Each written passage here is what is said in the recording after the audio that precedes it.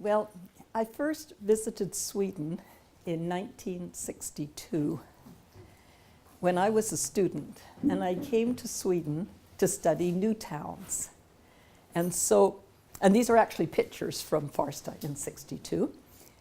And so it is rather strange and an honor to turn around 50 years later and come back to where I learned some of my early planning to talk about what we've done in Vancouver and in British Columbia.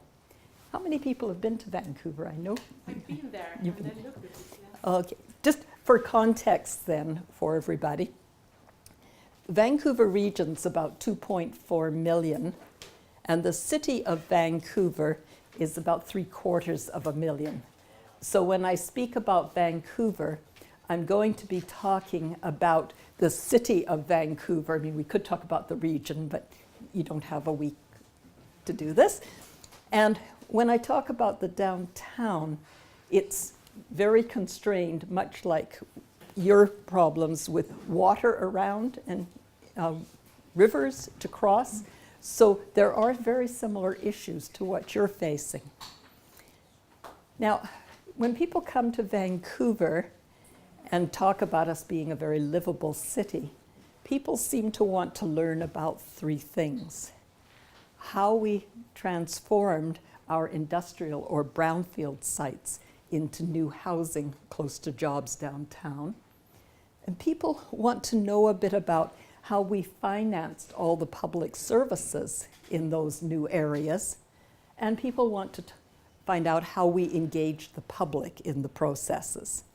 So I'm going to talk a bit about brownfields and financing growth and do it in the context of public involvement or public engagement.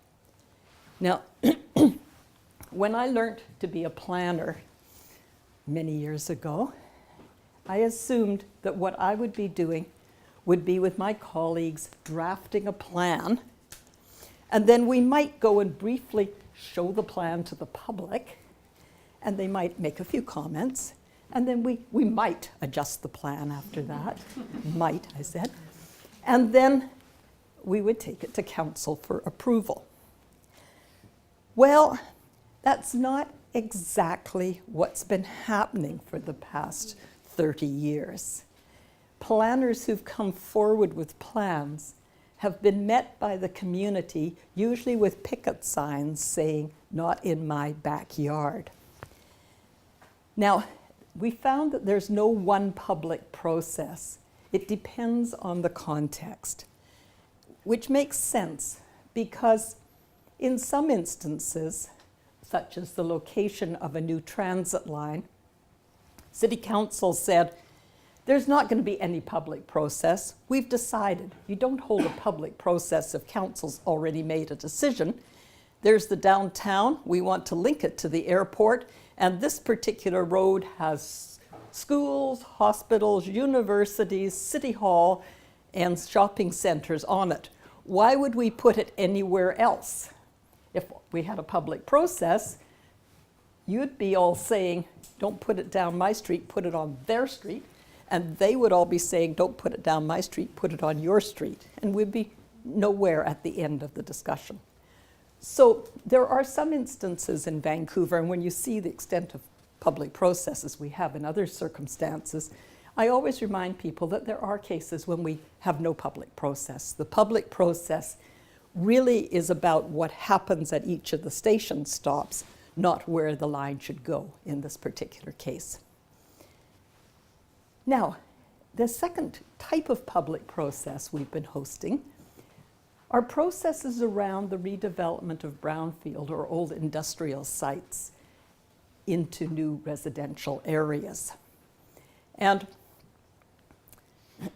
how we got into public process and brownfield redevelopment in Vancouver during the late 1960s, early 1970s, like every other city in North America, there was a plan for a freeway going into downtown.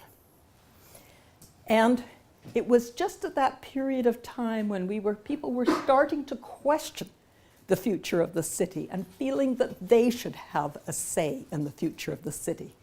So out came the protest signs with people saying no freeway.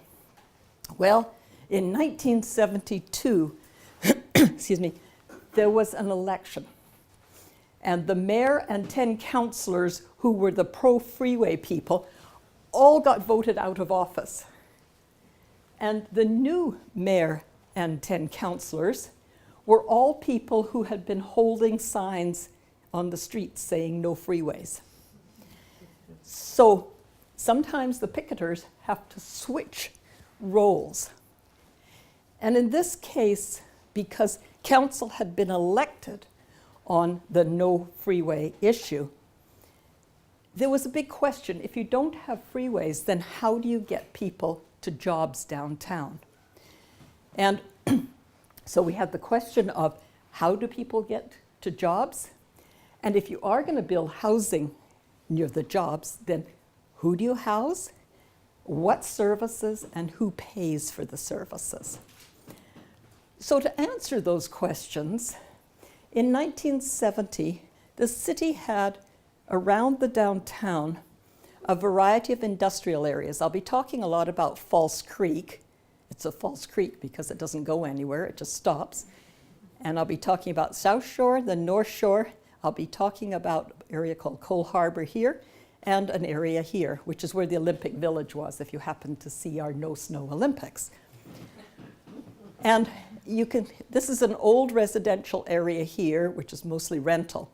So the idea was to put more housing near jobs around downtown.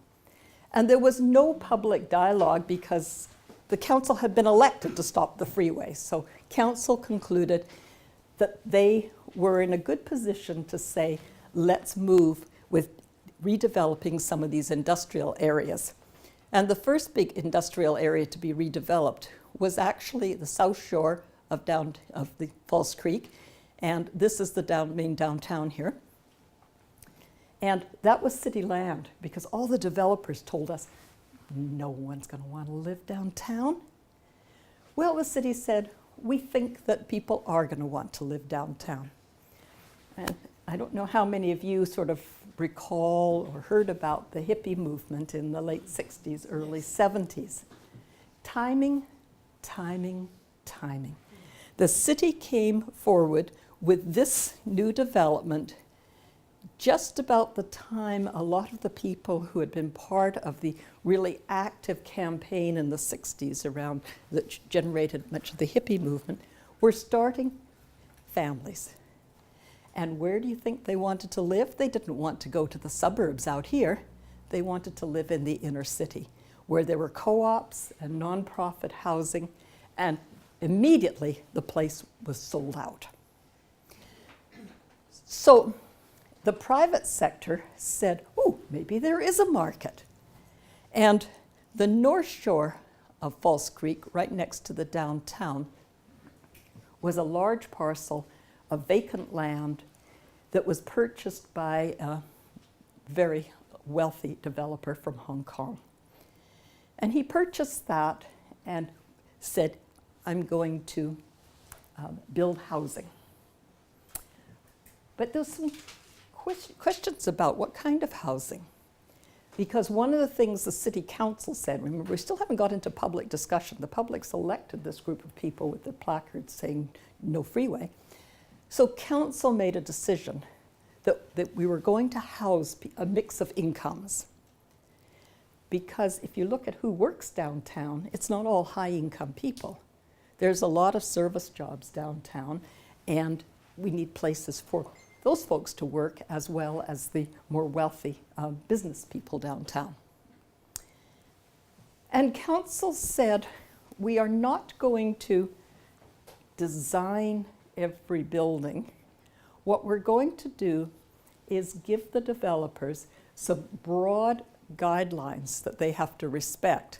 And then we leave it to the architects, the builders, to come in with whatever creativity they can bring to actually do the designing.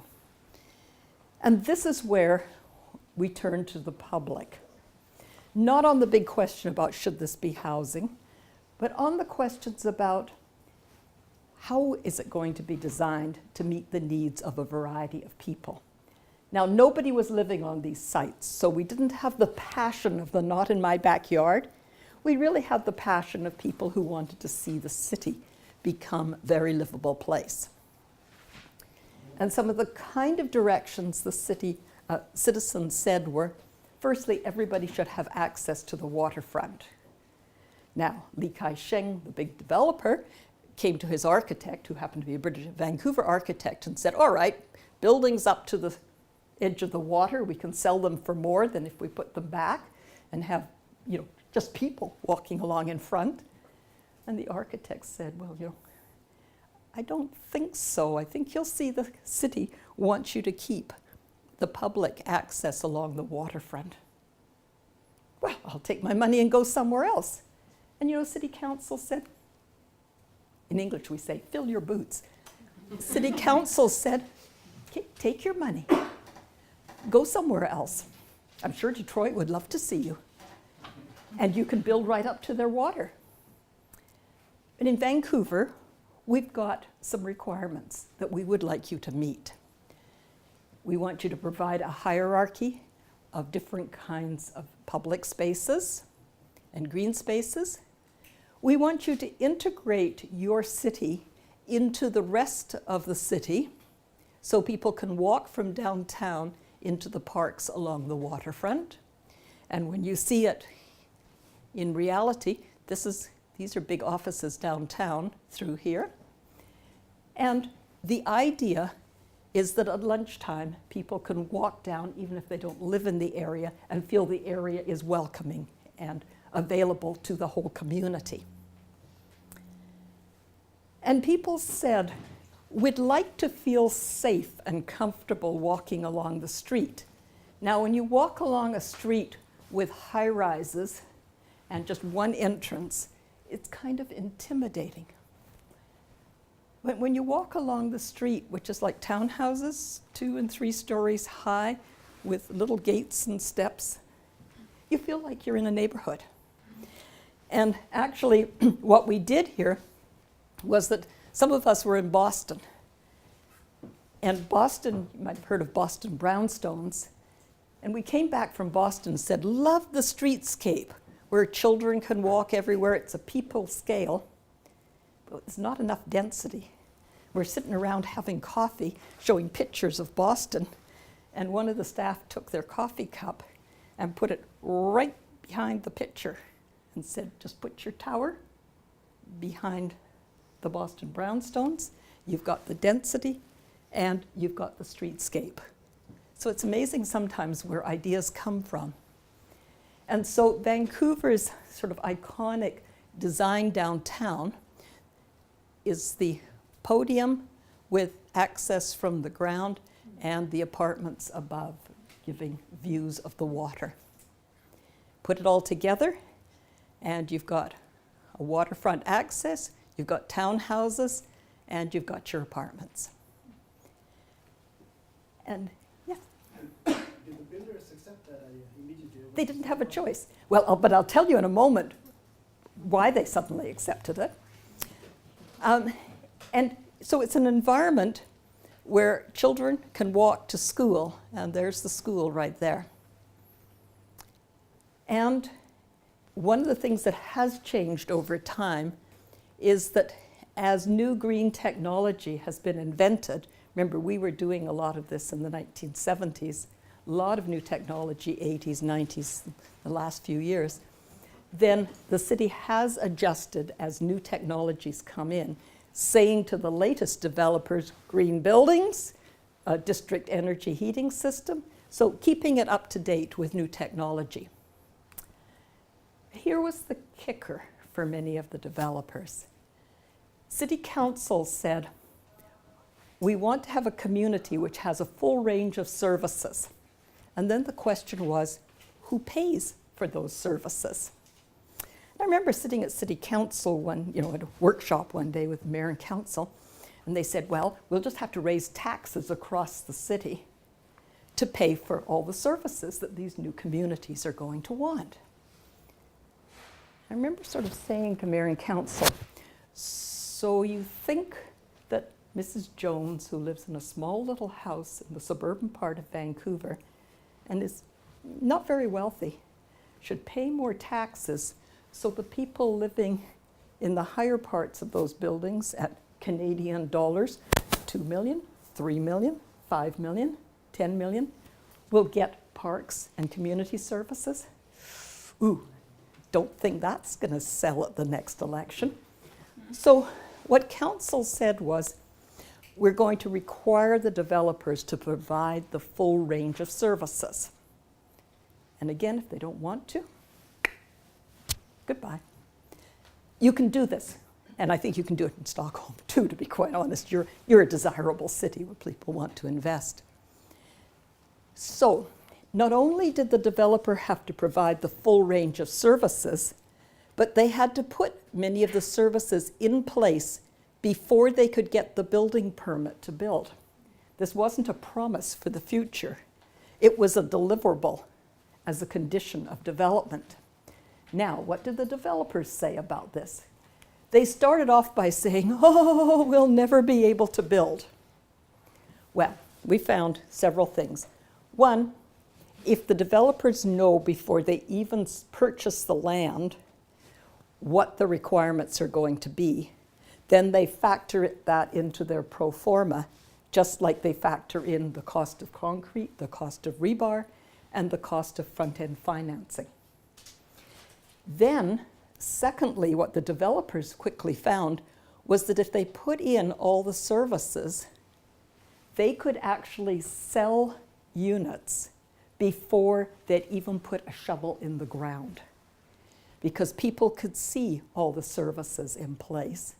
And so what the developers were getting was a lot of front-end capital from people who were prepared to buy. And that helped with their financing of the project. So when you get an area like this, you'll see the developers put in the daycare, they've put in non-market housing, which are co-op and non-profits. They've put in the community center, another school, a daycare, a neighborhood shopping street, and a variety of different kinds of parks and seniors housing, all funded by the development. What that did for us was it created an environment that, if this is downtown, and these are the new industrial areas that have been redeveloped today, we have a large number of people living in those neighborhoods who can walk and bike to work. And instead of having to invest in a lot more roads for cars to come into the city, in fact, our accessibility is through land use. Your parks, your shops, your housing are all within walking distance of work. And over the last 15 years, the population of Vancouver's downtown has increased, the number of jobs has increased, and the number of vehicles or cars going into the downtown has decreased.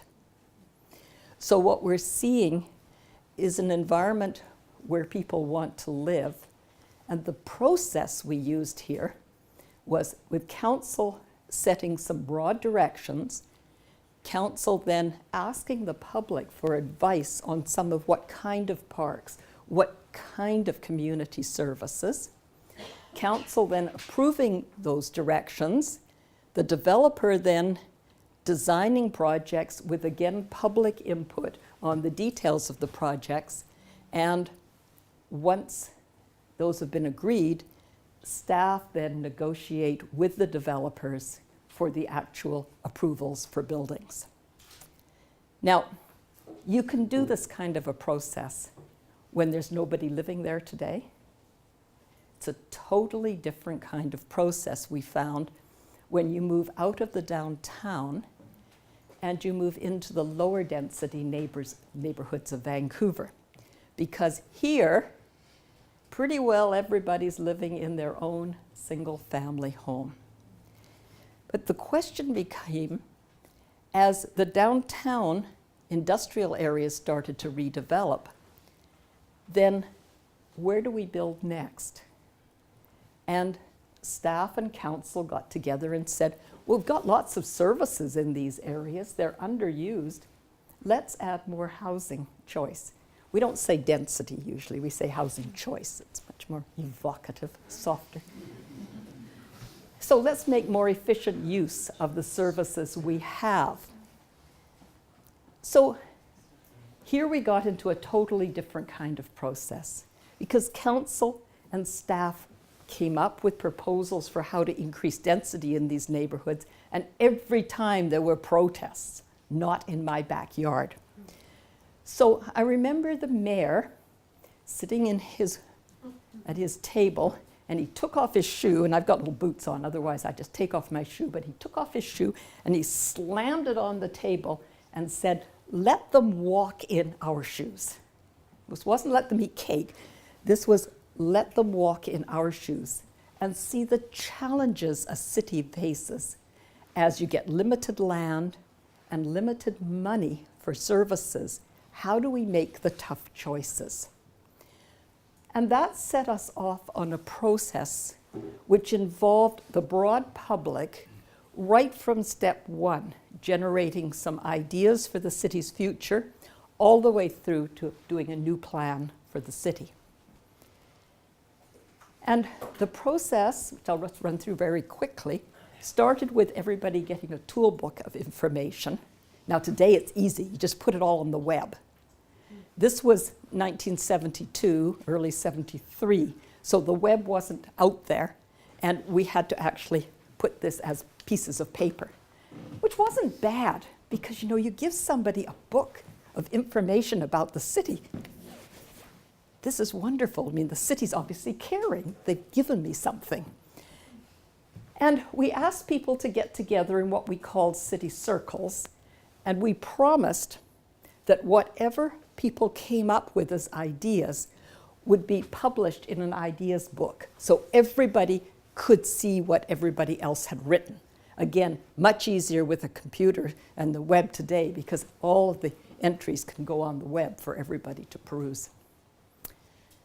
Now, city circles were groups of 10 to 15 people, and they might be an existing organization, for example, a parent-teacher group, a soccer club, any kind of downtown business association, any kind of group could get together, and there was only one requirement, that if you have some ideas for the future of the city, you've got to not only give your idea, but you've also got to say how it's going to happen, how it's going to be paid for.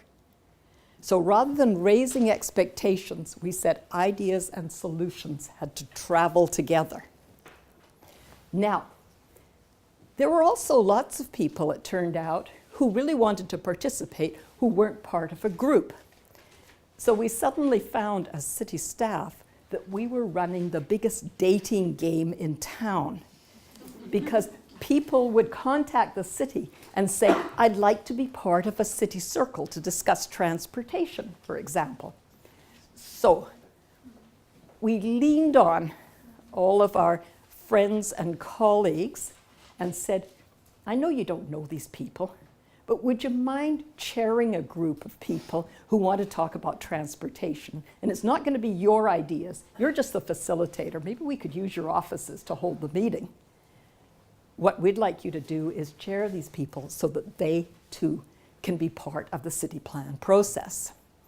Now we thought we'd get 25 circles and this would be pretty easy to manage, get them all together, have a bit of a chat about what everybody came up with.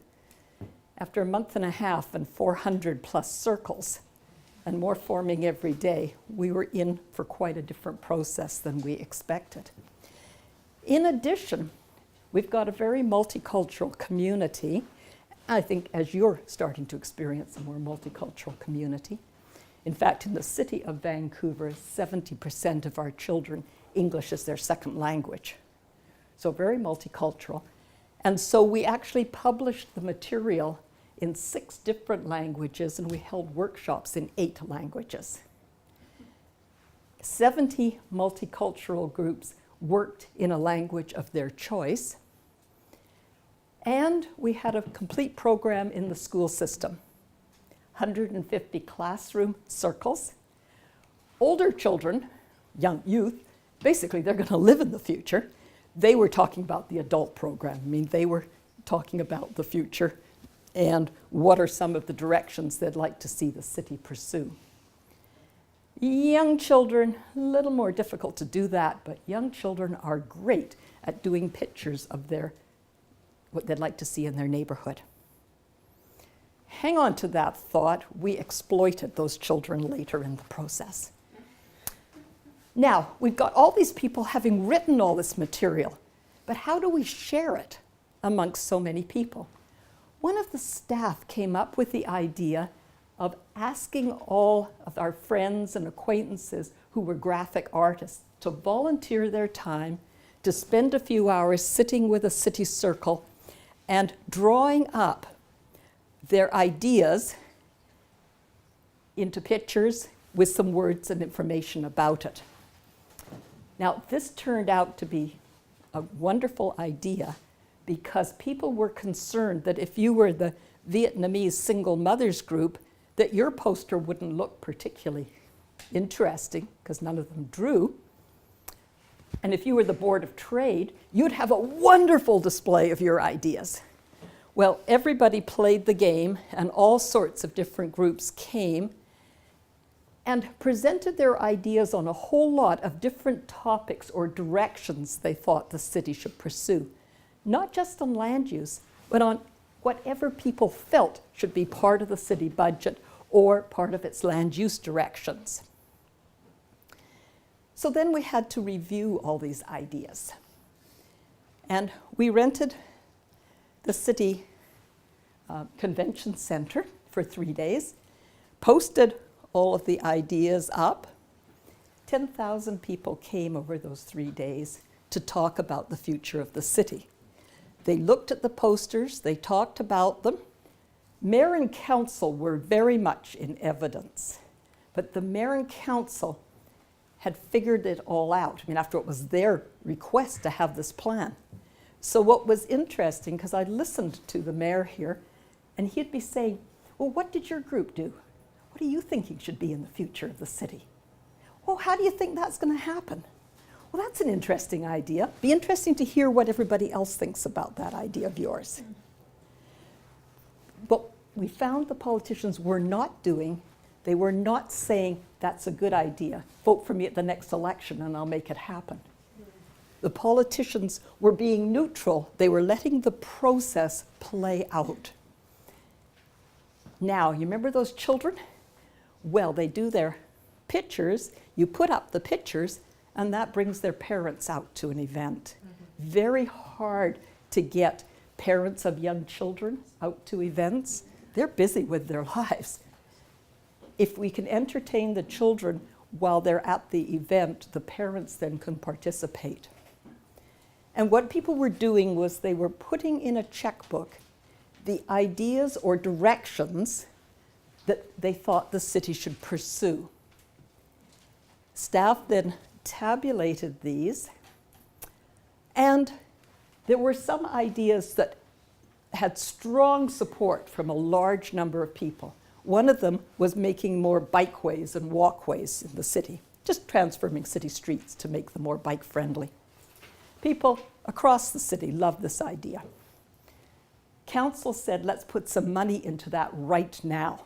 We won't make the rest of the process carry on and wait to implement that. If you can implement right away, which says put some money in the budget right at the start of your public process for some early implementation, people then said, look, council's listening. Our idea of greenways is getting implemented. But there were a lot of things people did not agree on.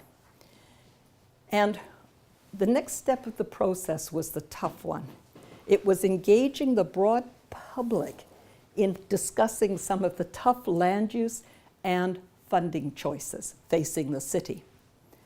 For example, some people said, leave my neighborhood alone, just continue to develop the industrial areas. Other people said, yes, I'll take some change in my neighborhood. I'm getting old, I'd like a different kind of housing to move into in my familiar neighborhood. And other people said, look, the city's full of, let people go out of the city into the rest of the region. Well, the interesting thing about this discussion was almost everybody started here or here, and then you started to see people saying, well, I don't want to move out there. I don't want my children to move 2 hours away. And then you had the builders and the business people downtown saying, if all the industrial areas go from the downtown, where am I going to service my jobs? And at the end of this long discussion, interestingly enough, 80% of participants said we should be adding more housing choice in neighborhoods. That they'd gone through the process of options, not with cities saying this is a good, this is bad, just saying there's different pros and cons. Finance was the same thing. People, if we're going to have new services and people are worried about paying more taxes, do you simply reduce the services? Do you increase taxes? Or do you reduce some services and add others? Tough decisions. And again, the public went through those discussions. So we had city circles doing all this discussion, but not everybody's got time to be in a city circle. So the city circle folks helped staff prepare some brochures and some displays, which were then put in a tent. You never run a public process in the summer, unless it's at the beach. And what we did was we put the displays in a tent, went around to the beaches, and the mayor and staff and citizens talked to each other about some of the big choices for the future of Vancouver. Those who couldn't participate in a long process at least had a chance to engage. And you'll notice it's a different mayor. No, he hasn't aged from this process. What happened was the mayors and council changed during the process, but they kept the same philosophy of engaging people. So participants recommended what would be in the plan. It wasn't just get as many people as possible. Staff did carefully review whether the results we were getting, which is here in the purple, reflected the city population, and we found one part of the city had a lot fewer people actually participating. So we did some scientific surveying targeting those areas. So we got to completing the plan with all this input from the public. And you know, in the final phase of the plan, most of the citizens said, yawn, you know, we've been through this before. It's our plan. We agree with it. Let's get on with making it happen. So council approved it. About 100,000 people participated, which is about 40% of the households in the city engaged in the process. And as I mentioned, the biggest change for us was having people say they were willing to take more choice of housing in neighborhoods, provided, and this was the big provided, there was new services financed by that development, much like in the downtown. So from that, we went and did plans for new housing, new transportation plans. We also did new neighborhood plans in a process much like the Broad City Plan process. Had groups in the neighborhoods working with staff to ground the plan to their neighborhood. And if you have neighborhood plans happening, we found this idea worked really well. This is where your plan's happening. Now that community could say, yeah, it's fine, the rest of the city will take more density, but not in my neighborhood, you know. I know we've agreed, but not here. And if staff go and say, that's not fair, that ends up being confrontational. Council approved what's called a City Perspectives panel of citizens from adjacent neighborhoods. And if this neighborhood decided not to play fair and take a recycling center, take more density, then the people living around it would say, excuse me, if you don't take your share, we're not going to take your share. Also, in any kind of planning process, once you get out in the neighborhood, there's usually issues that are immediate. Somebody wants it dealt with today.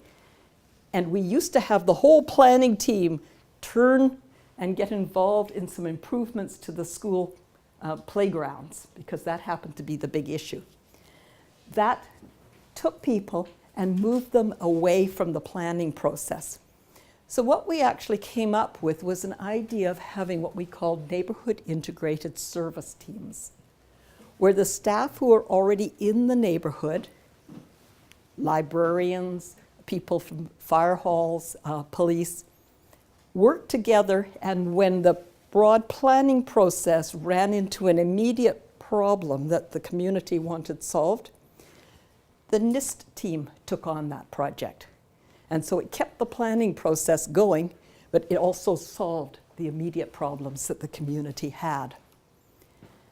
A lot of issues were around limited funds and community services. So the community spent a lot of time talking about priorities for capital and operating budgets. And a lot of people then realized that there wasn't enough money for their favorite projects. And that generated over 1,000 people in 70 different groups and neighborhoods just forming themselves to say, we'd like to fix up this street. And doing it just as part of making the community a more livable community.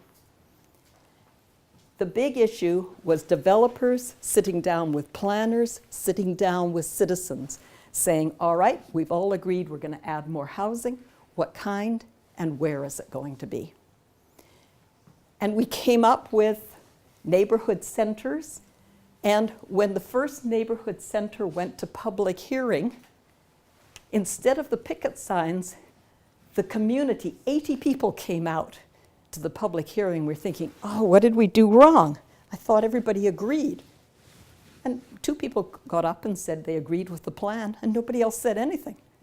You know, council said, anyone else, anyone else, anyone else? Nobody else wanted to speak. Council approved the plan, and the community threw confetti and balloons, and they cheered their plan being implemented. What a difference from 5 years earlier when it had been not in my neighborhood. Now, because you're involved with government, I could stop the story here, and it's a wonderful story. There's another side to the story. So I'm going to be honest. And I'd left the city when this happened. I left about the time that we got that approval, because I figured I could never do any better than that. I also turned 65, and there used to be, mandatory retirement at 65. So the community had come up with the idea of having these neighborhood centers in each neighborhood to take the new housing. And we got the first one done. We were all set to do the second one, and the mayor decided things weren't going quite fast enough. This was not one of the mayors you saw the pictures of. It was a later mayor. So he came up from his office, and you'll see on the back of this brochure on eco-density, from the office of the mayor, he came up with a proposal to put that density in more dense and faster than the community had said. Trust is very fragile. His plan was to put the density everywhere along every street, and the community said, not in our neighborhood you do. It took, this is the nice thing about not being in Vancouver and talking, it took one brochure from the mayor to basically throw away about $15 million of planning over the previous 20 years. That was how little it was. Now, we were back then to the original picture. The interesting thing, although I explain this to politicians, was that mayor did not get put forward at the next election by his own party. His party got defeated, and every one of them was out, and a whole new council came in of people who had been saying, we don't like the way the city does public processes. So the process is very fragile. So they're in the process now in Vancouver of coming up with a new citizens process around citizens' assemblies, and it'll be interesting to see how the new process works. So a couple of final lessons. What worked for us, if you forget that last, what didn't work for us, What worked for us was be very clear around who does what, and it was basically public advises, council decides. Be very clear what is and isn't on the table. The City of Vancouver has had a policy for many years of a life cycle infrastructure replacement. And council said right off, you cannot do a New York on us. You cannot hold any improvements to the water and sewer system to have more money to pay for community services. That's not on the table. I think you need a council that's very bold and willing to maintain directions for a period of time. You need a council that's willing to experiment. Council said, look, we don't know what's going to happen with this public process. Give it a try. Can't be any worse than the picket signs we've got now. Let's see what happens. Political support really came to the fore when we started talking about money. Because if I took this and broke it up and divided it up to each of you in the room, there's not enough to do anything significant with. When we started talking as staff with the community about where these limited resources would go in the community, and the community was coming forward with capital and operating plan recommendations, council was very appreciative and supportive of the community directions. Politicians love to see progress, and some of these things take many years to happen. So what we found with the main plan, that once we'd done the main plan, it could keep councils going for years. Each one would pick a different kind of issue to explore in more detail. In terms of staff, this was quite different for us. I ran a city plan team of staff from all departments. Now, I suppose I'm a consultant at the moment, so to tell you that don't hire consultants sounds like I'm talking against myself. But the idea, and council was very insistent on this, was that if we engage staff from all the city departments, then when the plan is finished, each department feels like they're part of the plan and will implement. If it's a consultant who's done it, they're gone. And you haven't built the internal agreement around plans. And it was set up so that there was a direct connection between council and the city plan team. We met monthly or bi-monthly to talk about how the plan was going. And yes, there was a department head steering committee and a city manager, but the city manager and department heads were all part of the process, but they weren't filtering what was actually happening on the ground. Council wanted to hear directly what was happening on the ground. You might wonder what staff are doing in all of this, because after all, we've turned the process over to the public. Not totally. I think each time there was a major breakthrough in a new direction for Vancouver, it was the result of some serious analysis, for example, on costs or design for housing families at high densities. So I thought I was going to be this planner. I spent my career as a river rafter with all the stakeholders in the boat. And it was a lot of fun engaging that broader public, involving them in some of the tough and difficult choices facing the city, with many different ways for people to engage. However, it wasn't a process where people looked and listened. It was a process where people discussed and did. So nobody, I can't remember a time we had a public event where somebody had a mic and the audience was subjected to the person with that mic. Everything was discussion. I've been working in Auckland with their new planning process, all done on the web, using social media. Very good for sharing information, for feedback. I still think there is a role for the face-to-face, and that's where you're actually talking about the tough trade-offs that are happening. I don't know about you, but I read blogs of people I kind of agree with and want to see what they're saying. What you need in some of these processes are people talking to people who they don't agree with to see if you can find some common ground or some shared interests. We found that any change that was linked to funding worked. People could see a benefit for them. I always am very careful to say you can't cut and paste what happened in Vancouver. Because if you think about it, this happened in Vancouver during a period of real prosperity. We were talking about sustainability. We weren't faced with some of the uncertainties of climate change. We weren't faced with the economic uncertainties of today. So new circumstances today.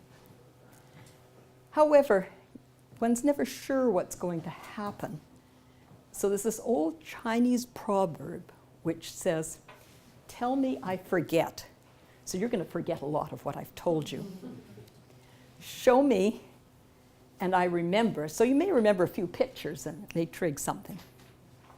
Involve me, if we'd have had the time to sit and talk and work something out, I understand.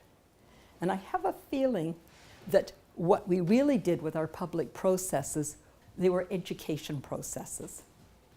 They were involving people, so as the city faces changes, and let's face it, we're due for an earthquake anytime, as the city faces challenges and changes, the more we have a public that understands some of the issues facing the city, some of the limited budgets and how they're going to be allocated or could be allocated, the more we're likely to have a resiliency as time changes. So that's what we do in Vancouver. We do a lot of dialogue in different ways for different circumstances. And I welcome any questions or comments that you have. Okay.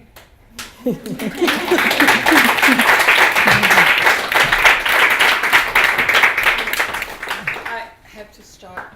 Give you a hug. Thank you. You're most welcome. Thank you.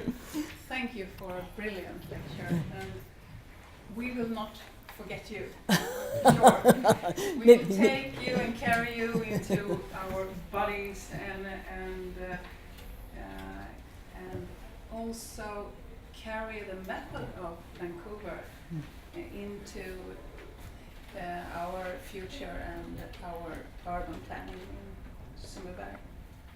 I should tell you that. So we have time for questions, but I have a question for you first. I have to read it down because my Don't worry, because your English is so much better than my Swedish. It would have been a very silent hour if I had spoken in Swedish. Okay. I see a problem, and as an architect and also as an urban planner, that it's to prove success and how to measure the success in urban planning. Have you thought about that? How we can measure it and how we know that a city is sociable and livable? Firstly, I did my PhD in evaluation. And in all the 30-odd years I worked for the City of Vancouver, I don't think I ever did an evaluation of what we had done. We were so busy doing tomorrow. Having said that, my sense is that if the city's not working, you hear about it very quickly from people. Now, the only sort of measures we've had have been things like The Economist saying Vancouver is one of the most livable cities in the world. And of course, we all cried when we went from first to second or third, and Melbourne took over.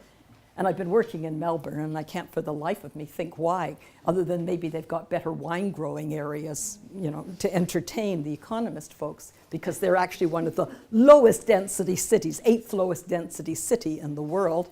And all their plans are done by the state or the next level up and imposed on the citizens, not part of the engagement process. It just shows quite different circumstances can result in very livable cities. So there's no one way to do your livable city. Yes, when I teach strategic planning, I always have a section on how to monitor the plan and see how it's doing. And my only observation on monitoring is twofold. One is sometimes planners get so encumbered with counting everything, they don't actually have their heads up to see what's happening and changing. And so, yes, you can count, yes, you can monitor. We certainly monitor in transportation the downturn in traffic going into the downtown. To be honest, we had more fun riding the next wave than looking back at the past. And because the public was saying, yes, we like this, we didn't spend a lot of time evaluating it. Yep. Not as much as we should have. No. If things weren't going well, we would have spent a lot more time evaluating why. Yeah. Anna, I think that you have some I have questions. some questions. Yeah, I was thinking about, now we hear about all these people that are really engaged about to participate. How do we do with all the voices that are not heard? Well, How can yep. we we, listen, and how Yep. can, the value Yep. and the measure between the people who are really yep. Well, if you look back, at, particularly with the citywide plan, we were doing this in multiple languages. That was to reach out to a group of people who wouldn't normally be involved. We were involving youth, people who often aren't involved. And the school system was very good about having the whole process happening in the schools. We were having people in our lowest income area who didn't necessarily have writing skills. We had staff sit down and listen to them tell their stories about what could be improved and what could be done in the city. We put material on audiobooks and in large print for people who might have trouble with their eyesight. So what we tried to do, and in the final surveys that we did, we noticed where we had underrepresentation, and we went through a sort of survey involvement process in those neighborhoods to try and pick up more people and a better representation of people. Because it's not just the numbers of people who come out. You do want them to be reflective of the whole city. So there are a number of tools which we used with the big city plan because we were trying to educate and engage people. We didn't go beating the bushes for the industrial land redevelopment, in large measure because people who were going to be living there, trying to search them out and ask what they wanted, there was nobody living there now, and those are the people who tend to be the most concerned about a neighborhood. Since council had some very clear directions from the election about where we want to go downtown, add more housing, developers pay, we didn't feel we needed to engage the public. Where we did feel we needed to engage the public was getting some support for things like the access to downtown to these areas. So we got ideas, but I must admit we didn't beat the bushes in those neighborhoods because it was going to be more of a technical design exercise at the end of the day. Some more questions? Question connected to the previous one. I was wondering about the circles that you formed. Was that an open invitation? Could It was anybody- totally open. The way that the circles formed was that Canada, in this case Toronto, I must say, not Vancouver, was in the World Series of baseball. And the mayor of the day loved baseball. So he sat in his office, watched the television baseball game, and signed personally 2,000 letters. 1,000 letters went to every organization in the city. Said, we're going to start a city plan, please, love to have you come. Here's some meetings you can come to as a representative of your group and hear about it. And then he signed another 1,000 letters to people who just randomly selected in the city. And again, saying, we're going to start a city plan. We'd like to invite you and your family, your neighbors, your friends to come to these meetings to hear about the plan and how you can participate. And actually that was kind of neat because all these people came to this meeting wearing their, best bib and button. They were invited by the mayor on his gold embossed, letterhead. How did the mayor get my name? Well, mayor's trying to reach out to everybody who might be interested in participating in the plan. So the public came to a number of these sessions and signed up, said, I'd like to start a city circle with my group, or I'd like to be in a city circle, but that's where the dating game started. Prior to that, we actually spent a lot of time with the newspapers, meeting with the editorial boards, having mayor and council and myself as director of planning, meeting with the editorial board saying, you don't have to agree, but this is what's happening. And one of the big local newspapers said, ooh, circulation. We'll run a little contest and people can write into the paper about what they think the future of the city should be. And as more people saw that people were engaging, more people wanted to engage. And so it sort of snowballed. And at one time, there were two groups that were totally against the city plan process. One group were the people who I would call the professional citizens, the people who show up at every public hearing and say, not in my neighborhood. And many of those people did not participate because they said, why are you wasting all this money on all of these people? You could just ask us, we know. Well, the interesting thing was what the public came in with and what those folks said about their neighborhoods were quite different. The other group that didn't participate, and I'm sorry about this, but they didn't, were a lot of my colleagues from the University of British Columbia, where I'd got my planning degrees, where I now teach as an adjunct professor. But a lot of those folks said, well, the city will just ask us and we'll go and give presentations and tell the community. Well, things were going, and we were going to do that, but things were going so well with so many people involved, we didn't want to have somebody stand up and lecture the community. Because if you're part of the community, you're sitting there and you're thinking, who's going to listen to me? They can listen to this distinguished professor. And so we never did engage the University of British Columbia, and many of those faculty, my colleagues from planning school, said, why are you wasting all this money? You've been trained, you've got a doctorate in planning. Why aren't you telling the public what the future should be for the city? And I said, hey, anytime you'd like to borrow my flak jacket and go out there and tell them, you're welcome to. But that's not the way of sort of engagement today. And however, the people at the second and third universities, there's 3 universities in Vancouver area, they all formed city circles and came out. So it wasn't that the academic community didn't engage, it was just that some didn't engage. And you have to be pretty nimble and alert in Vancouver. Who's heard of Jane Jacobs? Quite a number of people. Well, that's Jane's son. He lives in Vancouver.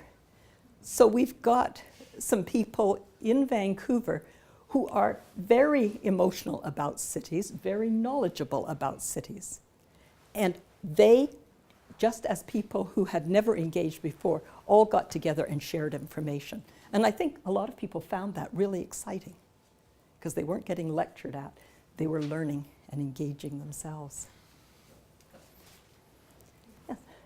Did you have some problems? It's not a big problem in Sundbyberg, but it is in some parts of Stockholm region, with developers or landowners who didn't want to contribute or said, well, with those plans, we're not going to do anything, or we can't afford it, or? We called their bluff and basically said, if you can't afford it, now let me tell you in a moment why we could call their bluff, but we basically said, this is what the city's looking for, and if we don't develop this year, we'll develop next year with somebody else. But we didn't do that just based on sort of planners' feelings for what would happen. We actually had a major process to come up with the city's financing growth strategy, and it involved working with developers, people from the real estate, people from the industrial developers, residential developers, office developers, and citizens from some different communities, and some of the social groups and arts and culture groups, together working through a process to look at what indeed could be charged and what the impact would be. And we hired, this is one place we hired consultants, we hired the developer's own consultants to do the analysis for us. So when the analysis came back of what could be afforded and what the impact would be on land values and on profits, the developers had no criticism because the work had been done with them and by their own people who they hired to do the same kind of analysis for them. So at the end of the day, plus, the developers care profoundly about Vancouver, and when they could see the kind of communities that they were building and the response they were getting, they're pretty proud of what's happening. So I think all of that helped. But what was really fundamental was City Council being prepared to say no and wait. And I'm not Because if they own the land, did you expropriate? No. The rules were basically in place before people bought land. And the places where people had bought land, and some of the rules changed after, were in the early industrial areas, but those were lands that they got for almost nothing because they were old industrial. And the profit they were still able to make on the sale of all of those buildings, it was just not this much profit, it was this much profit. And that went to the services, which allowed this to happen because people were willing to buy.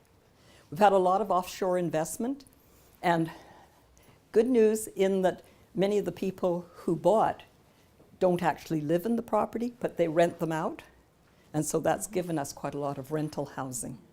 Because a lot of who bought in Vancouver, remember it's timing, a lot of what came on the north shore of False Creek was just before Hong Kong turned over. And people were unsure what would happen in Hong Kong. So we had a huge number of people from Hong Kong bringing basically all of their wealth, putting it for safety in Canada, in real estate. Usually they bought, the really wealthy people bought one mansion that they would hopefully live in if they had to move over, and they would put the rest of their wealth into a lot of condominium buildings or apartments. They then went back home to Hong Kong. They had landed immigrant status in Canada. If problems occurred when Hong Kong turned over, they just needed to get on the next flight, and they had a home to move into. The only thing we were afraid of as staff was that if something had gone wrong on the day of turnover, there would have been so many people pushed out of those rental units as the returnees from Hong Kong moved in. We would have had a serious problem, but we didn't. Mm-hmm. Some more questions? No? Okay. You want this? Yeah, sorry. So sorry, a bit late. Yeah. Thank you very much for a wonderful presentation, and especially how involvement from citizens can actually lead to some serious influence of the actions. But of course, doing that, you also create some amount of uncertainties, of course, because not sure where the process is going to end. And when we look at economic growth, uncertainties is one of the most costly things that we can actually see. So how did you reflect on that during that process? There was two kinds of uncertainty. In the large brownfield redevelopment, there was very little uncertainty. I mean, the guidelines were set up before people started to build. The market was starting to be established. The uncertainty was around what might happen in the single-family areas. And there, we didn't see the developers rushing in until after the zoning had happened. So people weren't sort of investing and then wondering what the community would come up with. The developers were part of the city circles, and they were busy putting their input in, the same as everybody else. And I mean, cities take time. Vancouver, I mean, I was just lucky enough to be there over the 30 years that the downtown redeveloped. So having written the original downtown plan in 1976, I actually lived and worked there long enough to see those areas develop.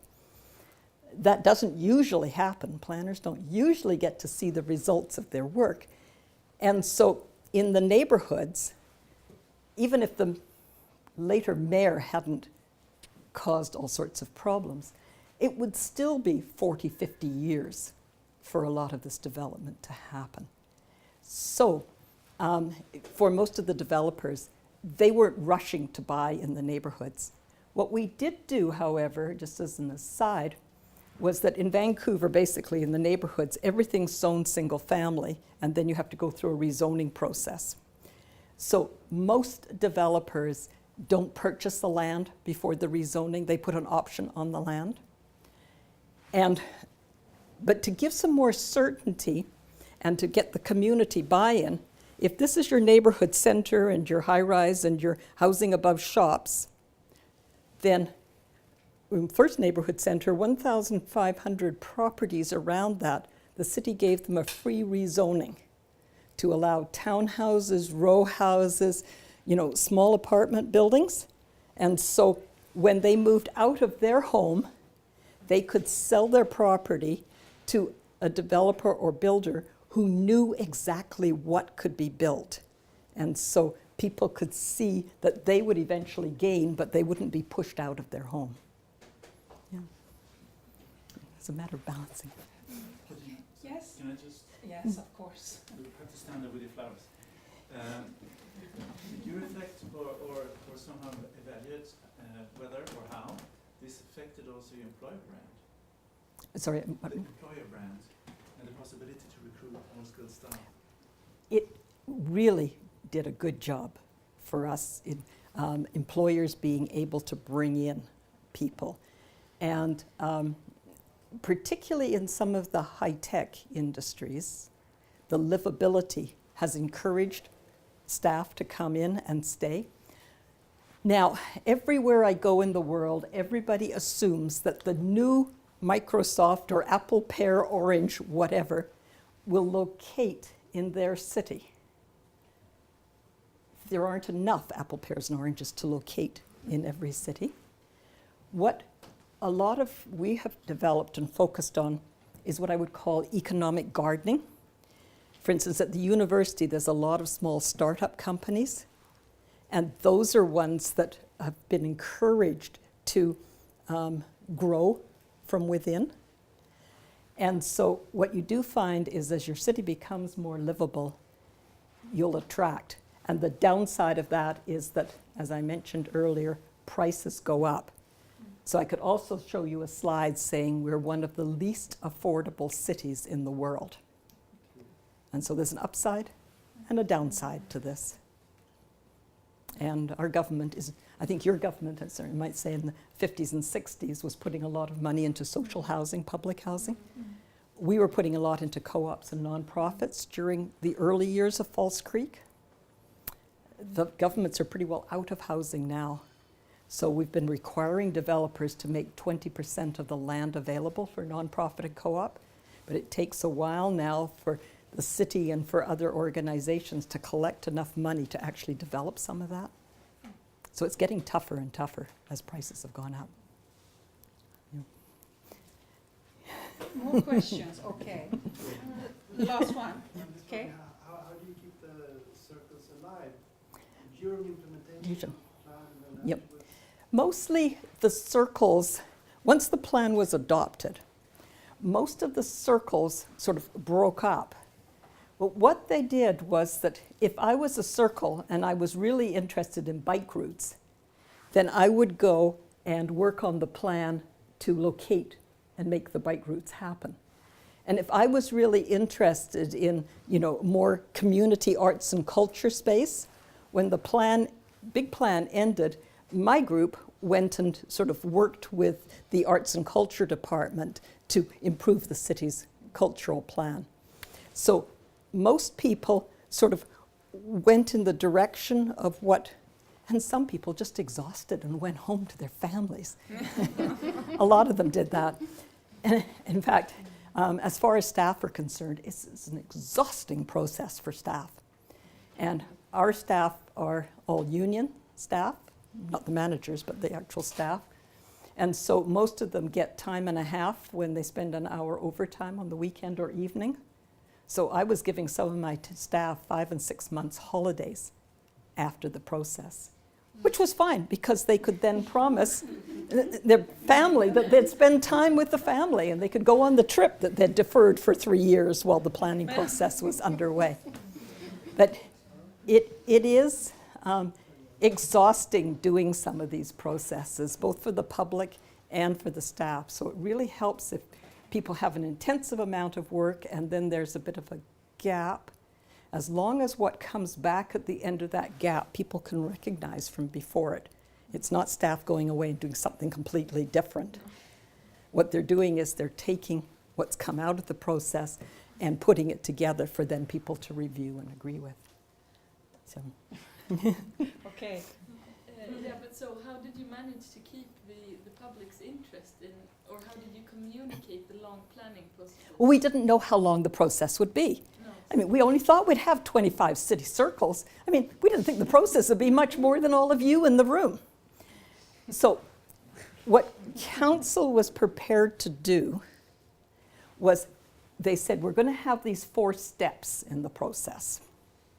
The public gives ideas, the public reviews ideas, then we tackle the issues and choices, and then the draft plan comes out. And 2 things happened when that went on.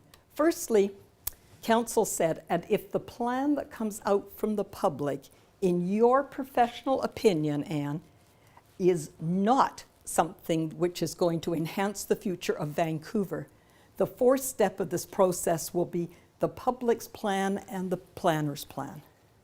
That never happened because what the public came up with was not that much different from what the planners would have come up with.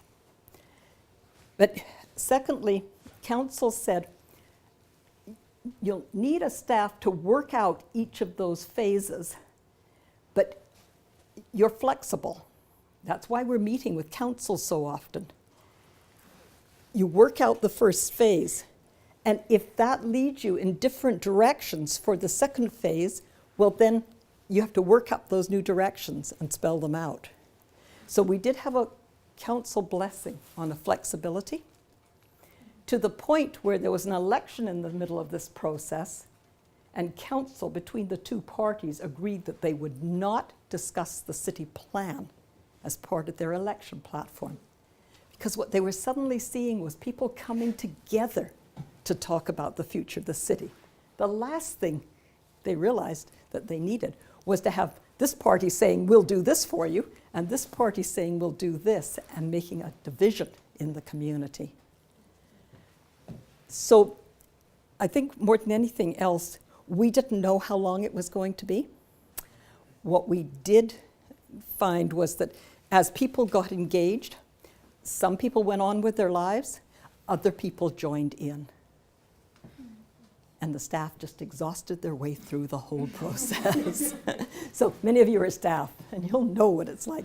All departments, including the department heads committee, said, oh, another city plan meeting. How many years is this going to go on? And I said, forever. The city's always changing and growing.